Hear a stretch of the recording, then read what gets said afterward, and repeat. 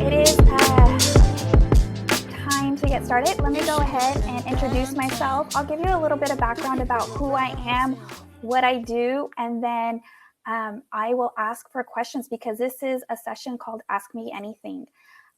So first of all, my name is Yanira Guzman. I am out in the West Coast. I'm in the San Francisco Bay Area, California. I am a career coach. I am the founder of the Career Gem. So just a little bit about myself. I started right out of college. I started in the public sector. I was a K-12 classroom teacher, bilingual Spanish, bilingual teacher here in the Bay Area for about almost 8 years for two very different school districts. One school district was very urban. It was the neighborhood that I grew up in. A lot of Latinos, people of color, that was the population, and it was low income Title I. Then I went on to another school district, same Bay Area, it was literally like over our hill, very affluent. So those two experiences. I then went on to the University of California, Office of the President, where I worked managing a education and teacher preparation program. And I was able then to transfer into tech, successfully pivot into tech, where I worked for a top 40 Forbes company. And, you know, a lot of people assume that because I didn't study STEM, like I graduated with a degree in sociology. I have an undergraduate degree in multicultural English literature, and then I have a master's in education. So none of that is STEM.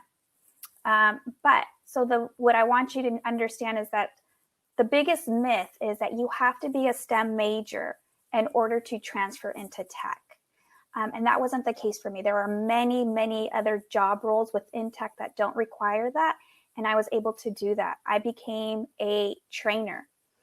Because I have a background in education, I know how to create engaging lessons, engaging content, and how adult learners learn. And I was able to tap into that and use that for tech because we have to train our customers on software. We have to train our sales team on how to sell. We have to train our internal team on internal processes. So there's a whole training and professional development capacity within tech that I was able to position myself for. And so now as a career coach, I help professionals at all levels. I work with recent college graduates all the way up to executives, positioning themselves for their next role. I am a resume writer. I geek out with resume writing. It's a very specific type of writing, concise writing. I'm very proud to say I'm a LinkedIn nerd. You can find me on LinkedIn. That is probably the #1 social media platform you'll find me on. And I coach people on how to interview, how to write effective resumes, or I do it, and how to network. And right now, all the networking is done virtually because of our pandemic, but that is what I do. So I am here. This is a Q&A type. You are to ask me anything.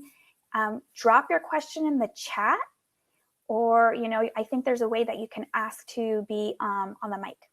All right, so I'm gonna go ahead and open it up. That's just a little bit about me. But like I said, I love engagement. I'm still a teacher and educator at heart. So go ahead and ask away. And I saw that we got a new person in. So thank you for coming in.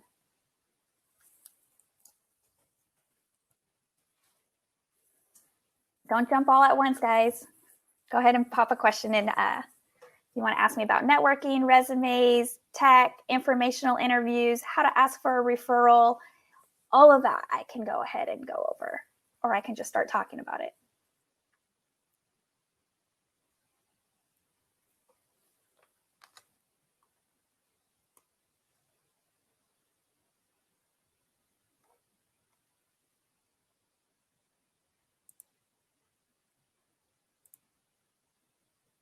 Any questions for me? Let's see, Adil, I think we have Darius. Is it EG or IJ?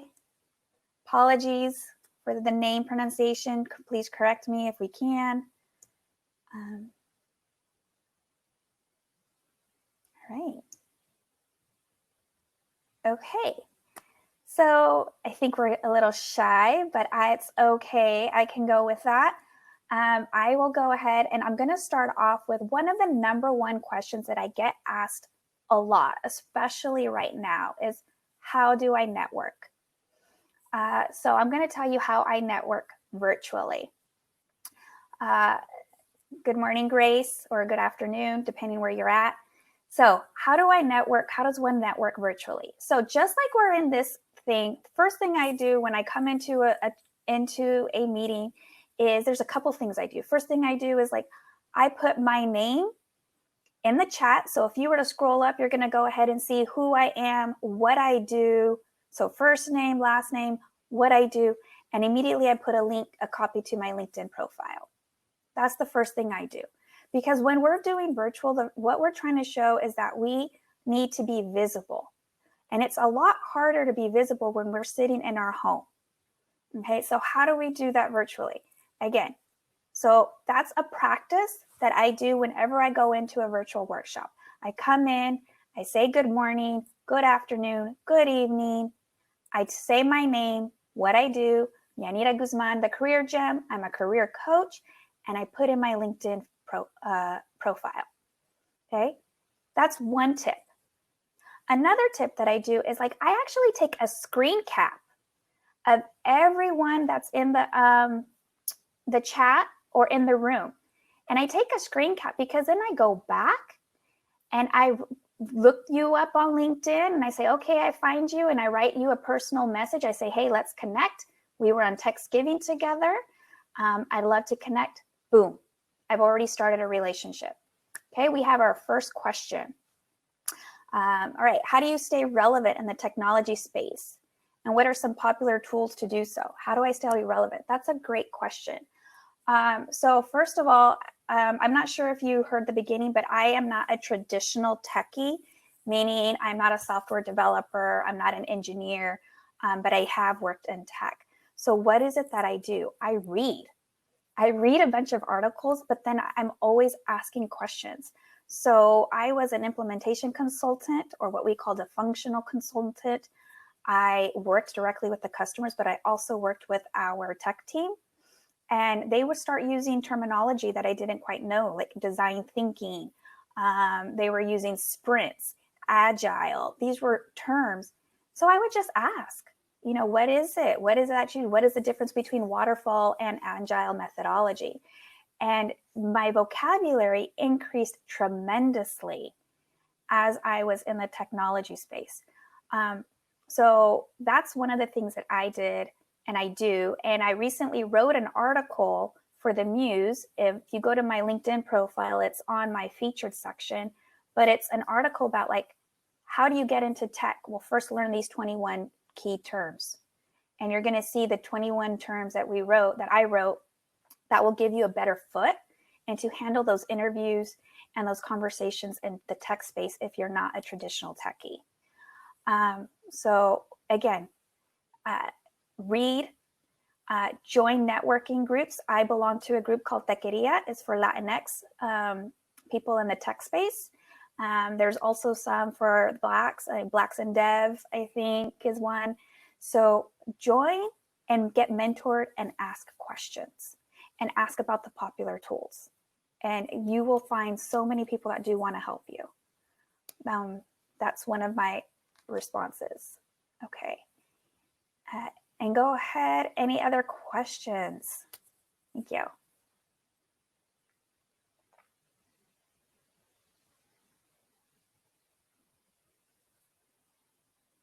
Okay.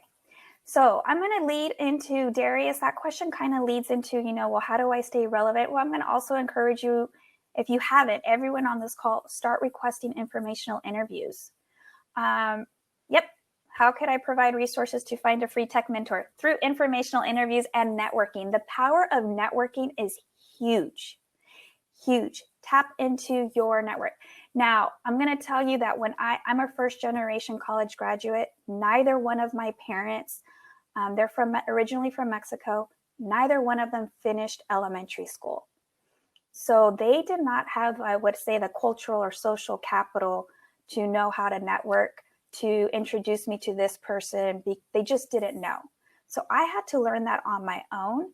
And again, it was by asking. And so what I learned is that if I don't know the answer, someone in my circle may know the answer, or they will know someone who does know the answer. But it requires us to make the ask. And so I held a lot of informational interviews. There was a time, I'm also a certified project manager, but about 5 years ago, I was like, is this something I want to do? Like, do I want to be a certified project manager?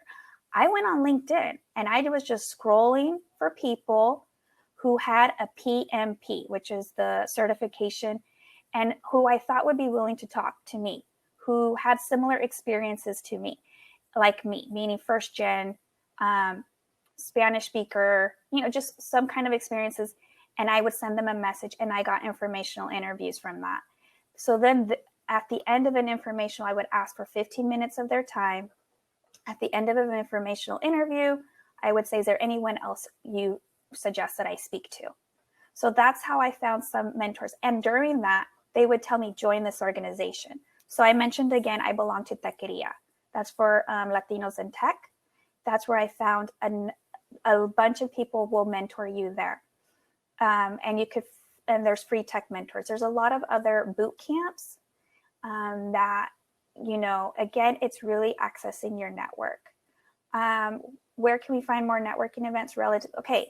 The other thing, when I was starting to branch out because I wanted to do something different, I went on Meetup, I went on Eventbrite, and I was doing keyword searches. So this is the question for you, Grace. How can I find more networking events relevant to our specific field? Those were the two things that I did. I went Meetup, I went onto Eventbrite, and I started so I was doing women, Latina, tech. And again, I was doing this because there was a time where I was the only one in my family and no one in my circle knew what I was doing. And I needed that help. I needed that professional guidance. I was typing in women of color, first gen, and I found, and they bubbled up. And then I just started going to those events in person when I could and virtually. And I've made a ton of connections that way. Okay. Let me see. I freelance build website, MySpace, those.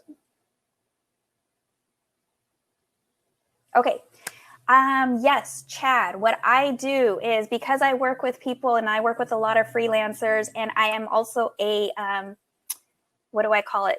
A resume writer, excuse me. I'm also a resume.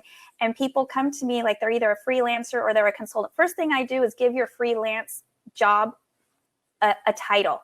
So, or a company. So rather than say you're a freelancer, I do something like this. I'm going to go with your, your name is Chad Gresham.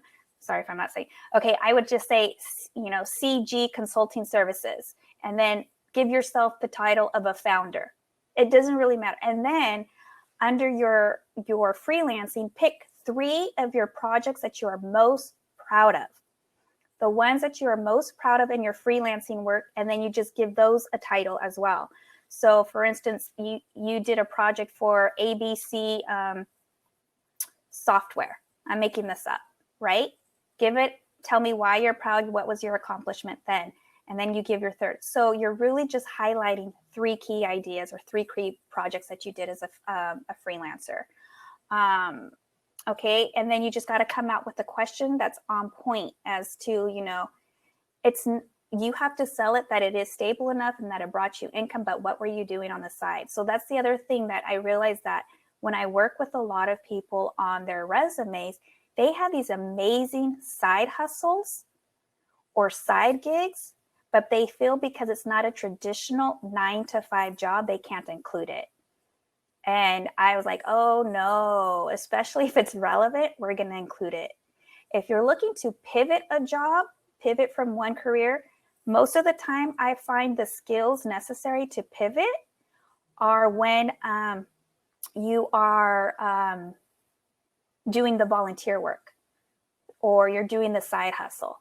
And that's when I surface it up to the top to make it very relevant. Okay, hopefully I answered that question for you. What are some good ways to ask for promotion or negotiate salary? Great question. Just like everything, you have to do your research. So if it is a specific role with a specific company, first place to go to is glassdoor.com. You do a search by the company name, by the company role, and years of experience, and also the location. So the salary is, it may pay different versus if you're in the San Francisco Bay Area, New York, and Houston. You got to find what is the market rate there. So that's going to be the base. Now, that's your baseline. Realize that recruiters and negotiators also have room. So if Glassdoor says this role pays $90,000, okay, for this number of years services, that's going to be your low end. You're going to ask for 120 at the start, okay, because there is room. Now, if they get you down to 100, it's still more than the base, all right? So you want to know what is that base, what is the market rate. You don't want to undersell, and you always ask for more. That's how to do it. So you come in skilled. You also come in, well, what other things are in compensation that's not necessarily salary? For instance, do they have stock options? What are the benefits like? What is the work from home situation like? Like, are you going to be required to go back into the office during this, after this? Do they have tuition reimbursement, or do they have some type of money for some professional development? All that's very important, and that all adds to the compensation package. So consider that before you just so focus on the number. So hopefully that answers some of your questions about negotiating salary. You really want to go armed with knowledge. Here's another fact. 68% of women tend to not counter offer that first offer. It's an expectation that recruiters, companies expect you to counter offer that first offer. Women, please do so. Do it. I know it's hard. I know it's difficult. I had to get used to it, but I've been successful, and my clients have too. All right. Provide resources on volunteer opportunities. Adil, I'm not exactly sure. I'm going to give a general response because I don't know the specifics. Volunteer opportunities. What is it that you want to do, and look for it? If you go to a place of a faith-based organization, and let's say you are, I'll give a perfect example. One of my clients, he was going to school. He wanted to do editing and sound systems. Okay, he went to a big church, and he went and he asked, "Hey, can I do your sound system for your weekly messages, or your weekly church events?" And he was able to do that, and then was able to use that skill, that volunteer work that he was doing on the weekends, to then get into Google. Okay, so that's one opportunity. That's one way to do it. So depending on what you're trying to do, you want to find volunteer opportunities like that. Okay, that was just an example. Any other questions? I'm going to kind of scroll to see if I missed any.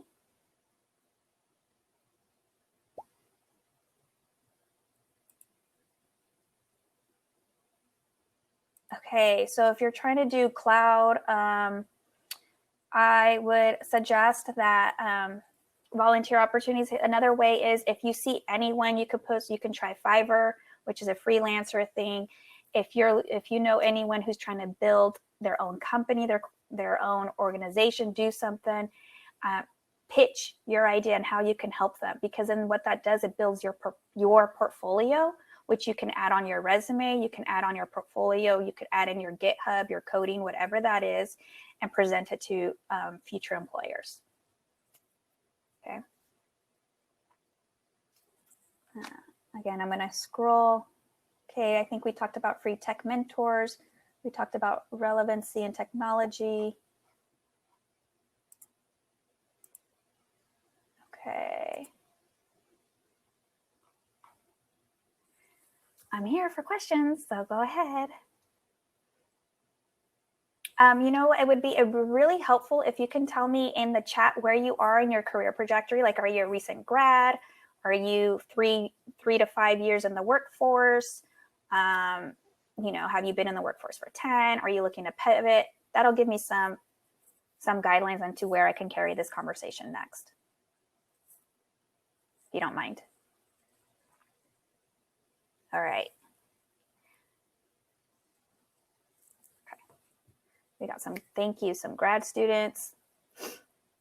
Okay. So for those that are in school or those that are relatively new into the workforce, again, you're going to hear me say this over and over and over: network, network, network. I just recently wrote a post on LinkedIn that I've had 7 roles, and of those 7 roles, 5 of them were, well, 2 things. I've had several roles, but several roles where I've had referrals and I was taken on. But then I've also had 5 roles where I applied through the formal channel. I filled out the application, submitted my resume, but I did my research. And I looked on LinkedIn, and I figured out who the hiring manager was. And I sent them a cold call email saying, hey, I am interested in this job. Here are 3 highlights, boom, boom, boom, boom, why I want this job and why I'm the person for the role. Here's my resume attached. Okay, I did that 7 times. And of those 7, I got 5 of the jobs. I got interviews for all of them. 2 I didn't get. 1 was frozen because of COVID. The other one just went to someone else, which was okay. But I got 5 out of 7. So follow me on LinkedIn.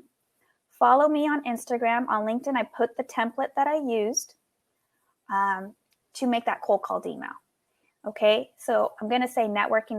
The other thing is, when I went from public sector, when I was at the UC, University of California, and I went to tech, I was able to make that because one of my coworkers or colleagues went to tech and had been there for a year.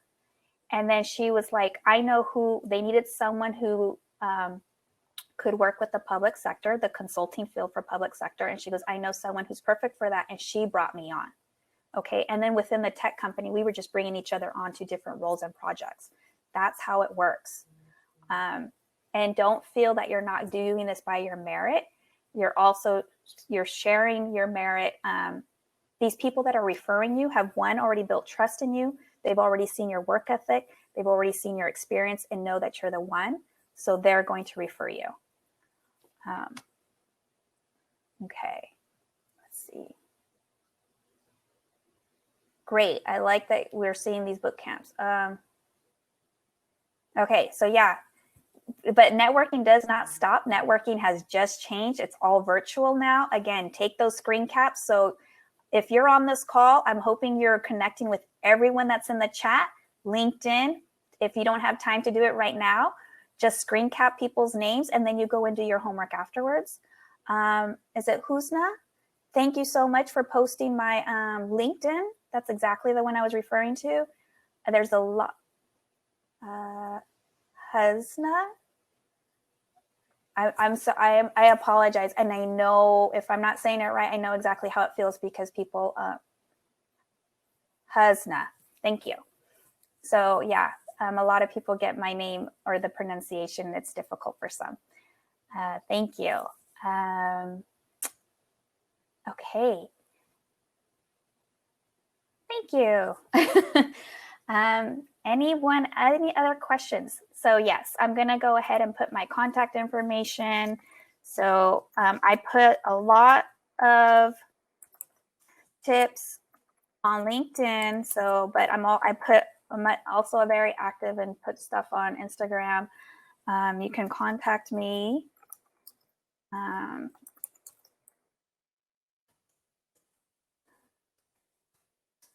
All right. We have about 5 more minutes. So go ahead and tell me your questions. What else? So we talked about volunteer work.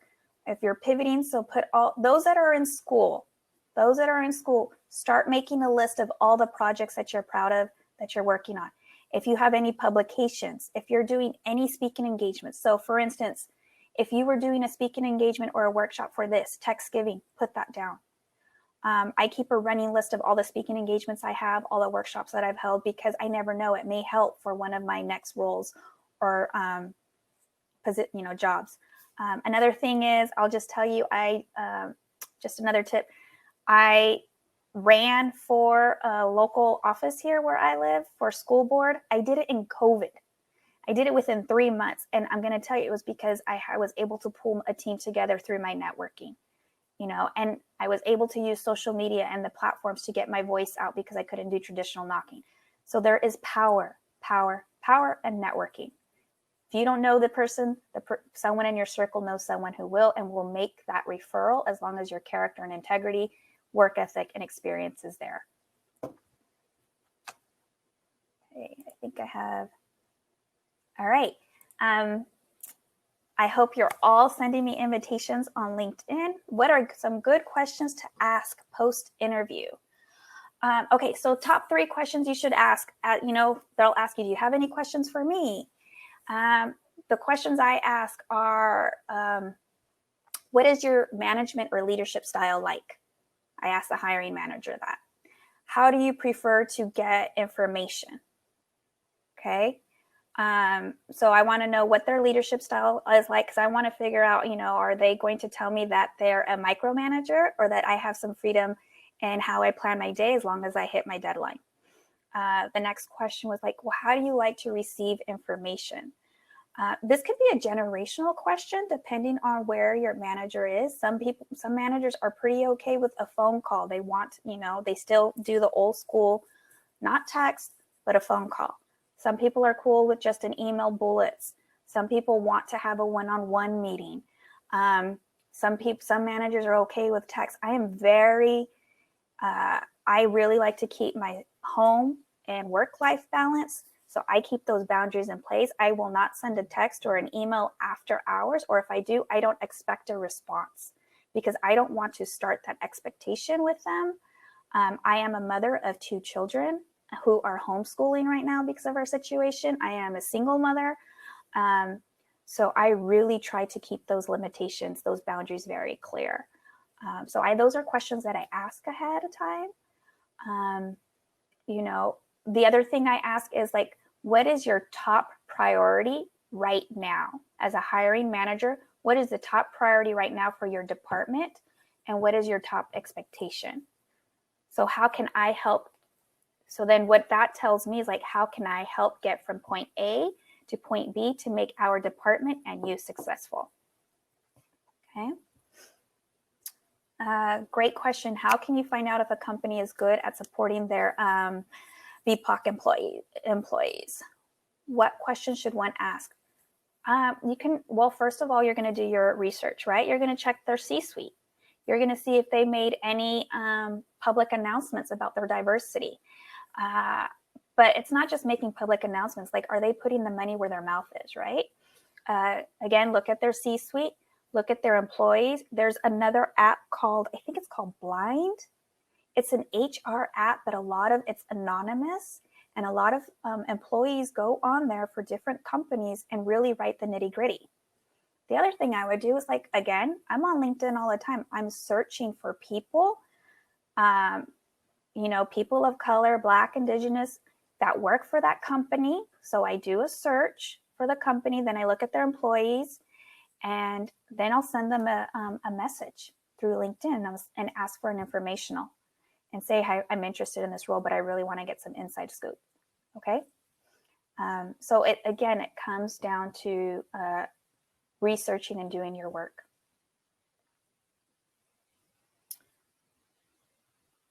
Okay, where do you draw the line between recruiters and extremely busy versus being ghosted? Okay, I have this conversation with a lot of people right now. That's a great question, Eddie. So here's the thing. I keep in mind that, and I'm going to go by what? I'm not a recruiter. I'm a career coach, but I wear 3 hats, right? I'm a mother. I have 2 children that I'm dealing with at school, in home right now. As much as I want to get to everything immediately, it just doesn't happen. I run my own business.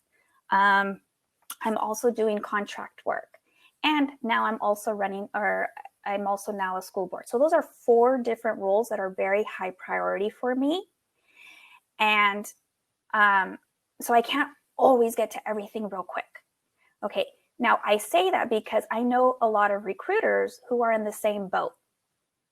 They have 20 job roles, 200 people that are applying for each job role, but they're also dealing with the other stuff at home that we don't see. They're also parents. They're also doing this. So, and I say this because I've actually spoken to some of them. It's not to give an excuse as to being ghosted, but it is also just to realize to give grace and to kind of understand where everyone is.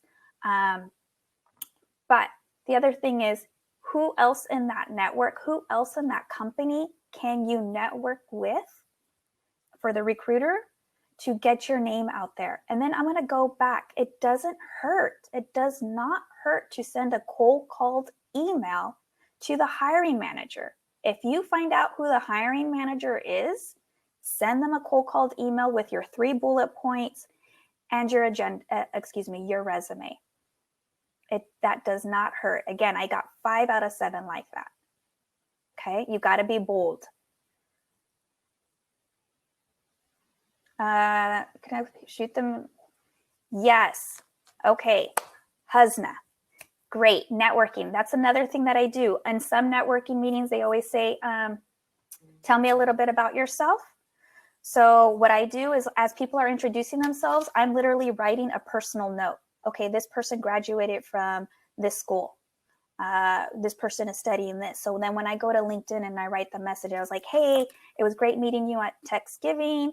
Congratulations on earning your degree at yada, yada, yada. Boom. Why is that important? Because it makes the person feel valued and heard. And that will start the relationship of that will start the authentic relationship. You just planted a seed. How do you continue to nurture that relationship? You comment on each other's posts in LinkedIn. Okay. And once they see that visibility, they're like, oh, this person really has my back. Okay. But you have to be real. You're not doing that. It goes both ways. So that's how you do that. Okay. Again, I share a lot of this information on 2 places you're going to find me the most. LinkedIn is definitely where you're going to find me the most. And I also try to follow up with on Instagram too. Okay. With a lot of these tips and tricks. All right. Any other questions for me?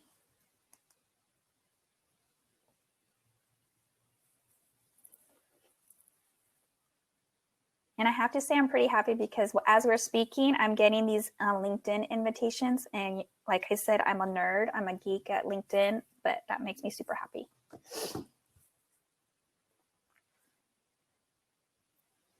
Okay.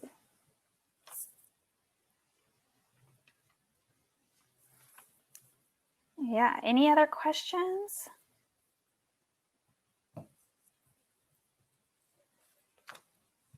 All right.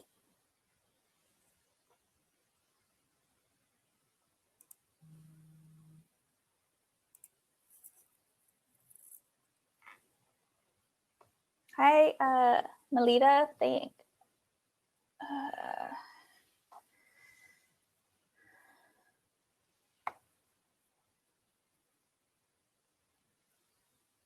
All right. I love that everyone is doing their connections on LinkedIn.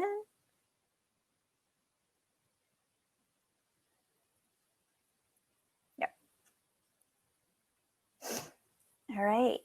So yes, ask your questions, ask your diversity and equity, your DEI questions. Ask another question that you can ask that goes to that is like, do you have ERG groups, which are employee resource groups?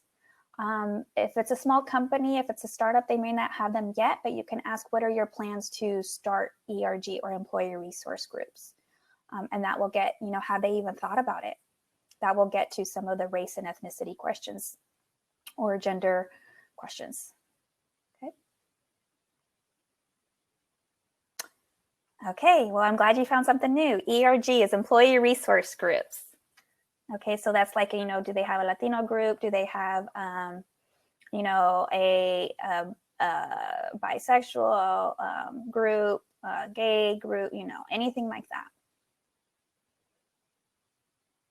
Okay.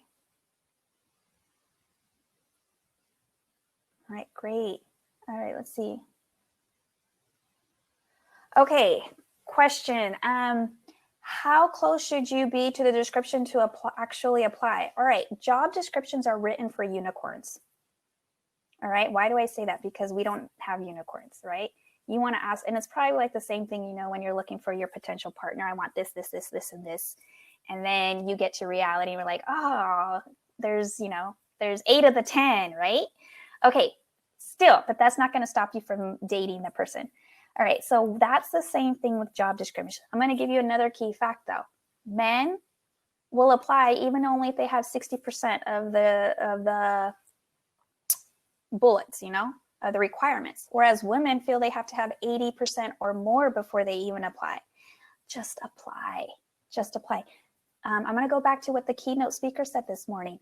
Do not tell yourself no. Let them tell you no. You don't know, right? Again, you got to put yourself out there. You have to tell them that you are the one, that you are it. They can stop looking. Okay. And how do you do that? One, you do it through, you should be networking, figuring out if someone in that company knows you that can put in a referral. That's always a plus. You should be writing a resume that is very tailored to that job role, so that shows everything that's relevant to that. You should be practicing your questions, your interview responses, using the STAR format. What is the STAR format? Every response should be in the STAR format. So S stands for give me the specific situation. Set up the context. T, what was the task you were given? A, what was the action you took? And R, what was the result? Every response should be in that format. Okay, and then you're on point with all those things. You're going to get further and further along in the interview process till hopefully you get that. You seal the deal. So do not tell yourself no with that job description. Apply.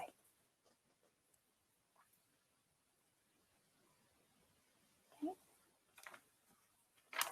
I'm here.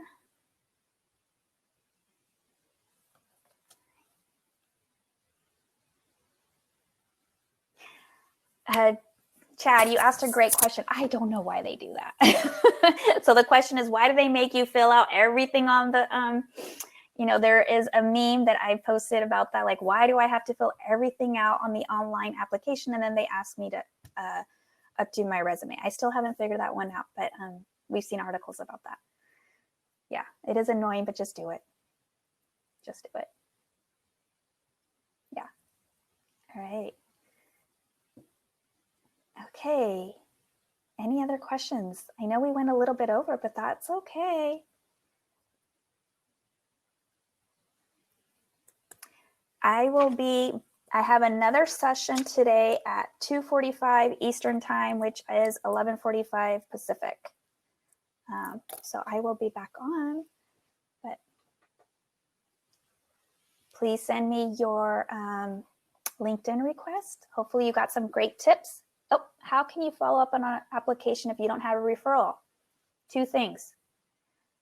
Find out who the recruiter is if you can. Sometimes if you're applying through LinkedIn, it'll tell you who the recruiter is.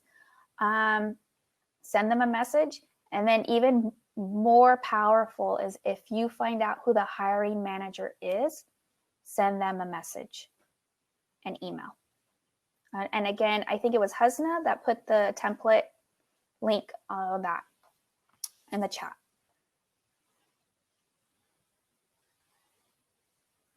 All right, you're welcome.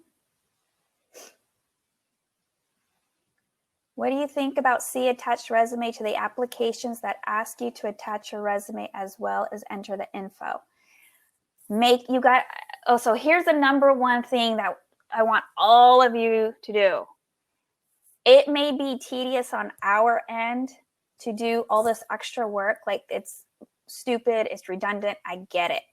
But remember, in this instance, when you are the one looking for the employment, looking for the role, it is our job to make it super easy for the recruiter and for the hiring manager to see us. So we cannot make them click more, see attached. If they're asking to upload the resume in a certain format, it is our job to do that. If they are asking if we can pull out key contents for the key skills, key core competencies in the resume, it is our job to do that. Remember, a recruiter may have to fill 20 different roles, and right now, as horrible as it sounds, because we are in such high unemployment rate, they may be getting 300 applications per role. And if you don't make it easy for them to find you, it's finding the needle in the haystack, you're getting lost. So you've got to make it super easy for them. You've got to be able to, they have to be able to say, that you're the one. Okay.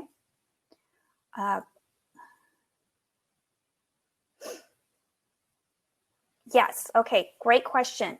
So it depends. This is Iskra. I'm not sure if I'm pronouncing that correctly, but the question is, if you've been rejected or if you have been notified that a company will not move forward with your application, is there a way to ask for feedback? Yes. And I'm going to say it really depends on where in the interview process or the onboard hiring process that happened. If it happened initially with like just an automatic rejection, the likelihood or the chance that you'll get a response is very low in my experience and the experience of others that I've worked with. If you've gotten further, like let's say you went to first round of interviews, and then again, when you're ending your interview, and if it's just one person or two people, make sure you get their contact information, because you should be following up each interview with a thank you. Thank you for giving me some of your time so that I can share my story and tell you how I add value to your company, your organization. Thank you. All right. So if you've done that, you've had that contact information, you can go directly to them or the recruiter. Can you give me some feedback? Now, I've asked and I've gotten some response, and sometimes I've gotten none. But the thing is, I'm making that effort. I've already established that connection. So, and if you go further down, like I went down to the finalist for a role, and the director called me on a weekend. I didn't get the role, but I was so touched by the fact, because only in all the jobs that I've applied, only 2 directors or VPs have called me to tell me personally that I didn't get the role. And that meant a lot to me, because it meant that, and this director told me it was very hard for him to make that decision. And yes, even though I didn't get it, I made it hard for him. So that says I was doing such a great job that it was hard for him to make a final decision, but he did. Okay, so, and in that sense, there wasn't really, the feedback was that in this experience, the feedback is that the person had a little bit more time of having direct reports on her team, which I didn't. So, whatever, but it wasn't an excuse, but it's one that I took. Okay. All right. Any other questions? Excuse me. Okay. LinkedIn what do I think about LinkedIn assessments? So I'm not exactly sure which ones you're talking about. That's one I'm going to have to look up. But I don't know if recruiters, so I don't want to, Chad, if you want to ping me directly, I'm going to have to research that, because I don't want to sway you the wrong way. If there's an assessment or a project that they make you do while you're as part of the hiring process, then yes, do it. But I'll have to research some more into that one. Yeah. So LinkedIn Learning, I do use. It is very valuable, especially if you're looking to try and pivot or just gain more skill set. The LinkedIn is always adding more content to those pages and those paths, and new and relevancy. So earlier in this meeting, one of the questions was, well, how do I stay relevant with what's going on in tech? And my reply was like, I read a lot and I try and talk and network. But, getting education. And I do use LinkedIn Learning for that as well.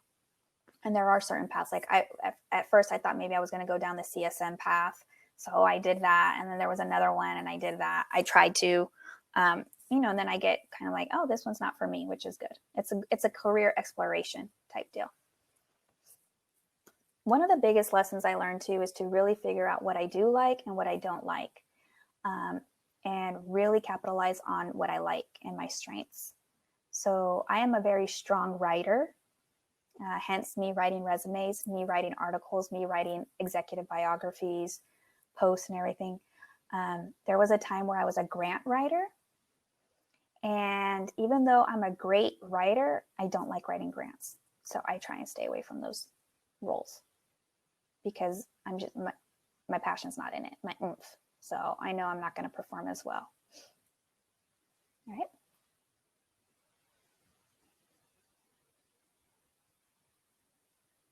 Okay. All right, so we went a little bit over. I am going to go ahead. There are other great sessions going on right now. Okay. Eddie, do you have any other questions for me?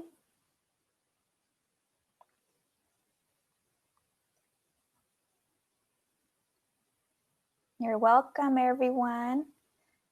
Okay. So this is being recorded and I believe it will be distributed out afterwards. Okay, so Eddie, I know you said you came in a little late, but hopefully with the recording you can catch up. All right.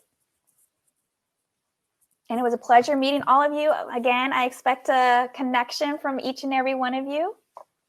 What would you say is the best way to pivot if you are transitioning?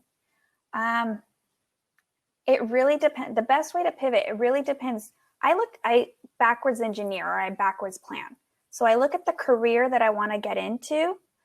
I look at the job descriptions, the skill set, and then I think what those skills, what skills do I already possess to get into that role? What projects have I already done, either as a volunteer or paid to get into that role? And then are there any gaps and how can I fill those gaps? And then again, it's when you're writing everything and positioning yourself, you're positioning yourself for that new role, that new transition. Okay. And so I was able to do that from public. Again, I was a classroom teacher, but how I was able to transition into tech is I started using different terminology, same skill set, but different terminology. So I was no longer just a public classroom teacher. I became a corporate trainer. I was no longer just doing classroom lesson plans. I was doing learning development plans. I was doing, adult learning methodology. I was doing content development, curriculum development. So I started to use the language of the industry. So I stopped using public school language and started using corporate language to make that transition. Iskra, that's a great question. I am working on an infographic. Do I have an article about that? I'm working on an infographic on how to do that. Yep, like using industry language. So it's on my to-do list. I'll get that out. Okay. Anything else? All right. Okay, so again, hopefully you guys got some gems. Again, I am the Career Gem, Yanira Guzman, and I hope to connect. I see some of you said you're already in Taqueria. Great. I'll see you in that Slack room. And I want to see every one of you on LinkedIn. All right. Have a great rest of your summit.